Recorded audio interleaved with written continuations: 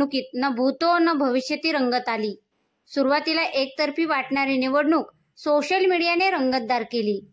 धमकी प्रकरण, आरोप प्रत्यारोप, दिग्गजांच्या खेळ्या, योगी मोदींच्या सभा असा सगळाच माहोल सध्या रंगलाय।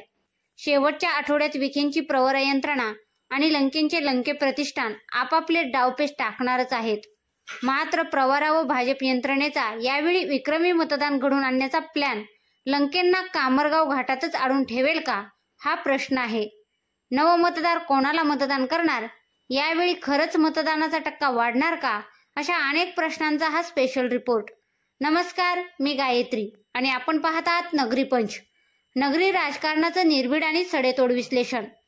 2019च्या लोकसभा निवडणुकीत भाजपचे उमेदवार सुजय विखे 2,81,474 मतांनी विजयी झाले होते। त्यांना 7,04,660 मते मिळाली। सुजय विखे यांनी राष्ट्रवादीचे उमेदवार संग्राम जगताप यांचा 4,23,186 मते मिळून पराभव केला। गेल्या 2019च्या लोकसभा निवडणुकीत या मतदारसंघात 64.26% मतदान झाले होते। यावेळी उन्हाचा पारा 40 अंशाच्या पुढे आहे। त्यामुळे मतदान घडवून आणण्यासाठी आणि मतदानाचा टक्का वाढवण्यासाठी लंके व विखे अशा दोन्ही उमेदवारांना कसरत करावी लागणार आहे। मतदानाचा टक्का वाढवण्यासाठी प्रवरा यंत्रणा गेल्या महिन्यापासूनच सक्रिय झाल्याचे दिसत आहे। दक्षिणेत गेल्या लोकसभेला 9,60,392 पुरुष तर 8,71,065 महिला मतदार होत्या। एकूण 18,31,537 मतदारांपैकी त्यावेळी सुमारे 64% मतदारांनी मतदानाचा हक्क बजावला होता। यावेळी मतदारांची संख्या वाढली आहे। यावेळी सुमारे 20 लाख मतदार असण्याची शक्यता आहे।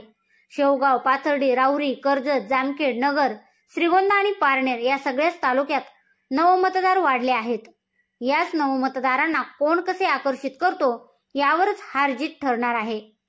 या सगळ्या तालुक्यातील साखर कारखानदारीही मोठी भूमिका बजावणार आहेत। त्यामुळेच आचारसंहिता लागण्यापूर्वी केंद्र सरकारने कारखान्यांना मुक्त हस्ते कर्ज वाटप करून कारखानदारांना खुश करण्याचा प्रयत्न केला होता। दक्षिणेचा विचार केला तर सुमारे 60 ते 70% मतदान हे साखर कारखानदाराशी निगडीत आहेत। श्रीगोंदा तालुक्यातील नागवडे व पाचपुते, शेवगाव पाथर्डी तालुक्यातील राजळे व घुले असे 4 मोठे साखर कारखानदार सध्या विखेंच्या प्रचारात मोठी भूमिका बजावत आहेत। नागवडे व घुलेंना महायुतीत घेण्याची खेळी विखेंचा लीड वाढवण्यासाठीच खेळली गेल्याचे त्यावेळी बोलले गेले होते।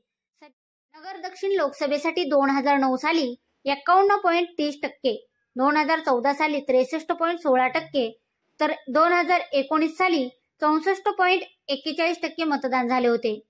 त्यावेळी 2019 मतदान केंद्रावर मतदानाचे नियोजन होते। यावेळी मतदान केंद्राची संख्या वाढण्याची शक्यता आहे। मात्र वाढत्या उन्हाचा पारा उमेदवारांची डोकेदुखी ठरू शकतो। मात्र सुमारे 19 ते 20 मतदान केंद्रावर जास्तीत जास्त मतदान घडवून आणण्याचे नियोजन विखेंच्या यंत्रणेने केलेले बोलले जात आहे। यावेळी मोदींना तिसऱ्यांदा पंतप्रधान करण्यासाठी 75 ते 80% मतदान करण्याचे नियोजन करण्यात आल्याचे समजते। असे झाले व नवमतदारांना आकर्षित करण्यात भाजप यशस्वी झाले तर विखेंचा लीड नक्कीच वाढू शकतो। मतदानाची टक्केवारी वाढवण्यात दोन्ही उमेदवार यशस्वी होतील का? तुम्हाला काय वाटते हे आम्हाला कमेंट करून नक्की कळवा।